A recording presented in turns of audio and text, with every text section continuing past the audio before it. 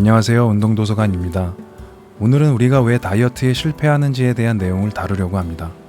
정말 많은 사람들이 다이어트를 위해 노력하지만 대부분 실패로 끝납니다. 먹는 칼로리보다 소비하는 칼로리만 늘리면 살은 자연스레 빠질 텐데 이게 왜 이렇게 어려운 걸까요? 이유는 간단합니다. 이런 모든 것들이 우리 뇌의 무의식 작용으로 조절되어서 그렇습니다. 우리 뇌는 우리의 몸무게가 어느 정도 되어야 하는지에 대한 기준점을 갖고 있습니다. 그리고 이런 기준점은 의식적인 레벨이 아닌 무의식적 레벨에서 결정됩니다. 그래서 우리는 이 기준점을 바꿔야만 다이어트에 성공할 수 있습니다. 만약 어떤 사람의 기준점이 75kg인데 다이어트를 통해 10kg 이상을 감량했다고 가정해 봅시다. 이때 뇌의 시상하부는 기준점에서 갑작스럽게 멀어진 체중을 위협이라고 판단하게 됩니다. 그래서 빠르게 체중 증가를 위한 신호를 보내게 됩니다. 다들 학교에서 배웠던 항상성 기억나시나요? 신체 내 온도가 올라가면 땀을 분비시켜 온도를 낮추는 작용처럼 체중에도 이런 항상성이 존재합니다. 즉, 갑작스러운 체중 감소는 뇌가 안정적이라고 느끼는 기준점을 벗어난 상태로 만드는 것이고, 우리 뇌는 배고픔에 대한 신호를 계속 보내 어떻게든 기준점을 다시 맞추려고 할 것입니다. 또한 이 과정에서 적게 먹어도 오래 버틸 수 있는 에너지 소비 감소 전략이 작동됩니다. 한 연구에 따르면 10% 체중을 줄이면 약 200에서 400칼로리 에너지 소비 감소 전략이 사용된다고 합니다.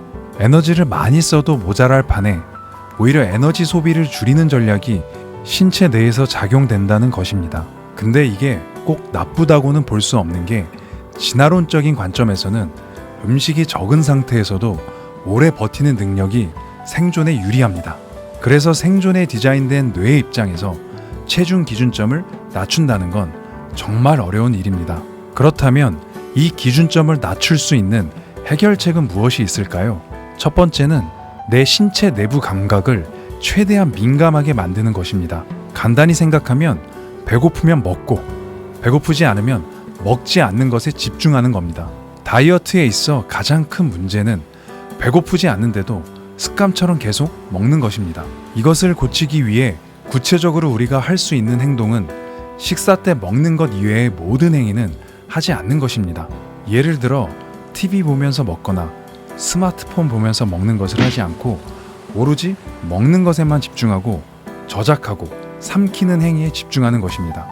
이런 먹는 행위 자체에 대한 집중은 신체 내부 감각을 깨워 배고프고 배부른 신호를 보다 명확하게 판단할 수 있게 합니다.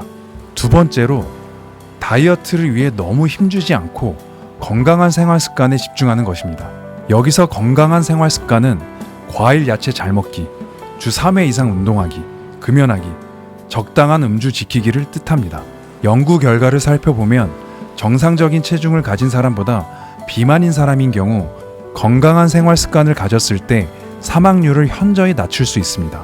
설사 건강한 생활 습관을 통해 체중 감량에 실패하더라도 건강, 그 본연의 목적 자체를 위해 큰 의미가 있다는 것입니다. 오늘은 다이어트를 하시고 계신 분들에게 꼭 해드리고 싶은 말이 있습니다. 그동안 남들에게 어떻게 보일까에 너무 집중하며 힘을 주셨다면 잠시 그 힘을 좀 내려놓으시고 본인의 몸을 더 아껴주시길 바랍니다. 감사합니다. 지금까지 운동도서관이었습니다.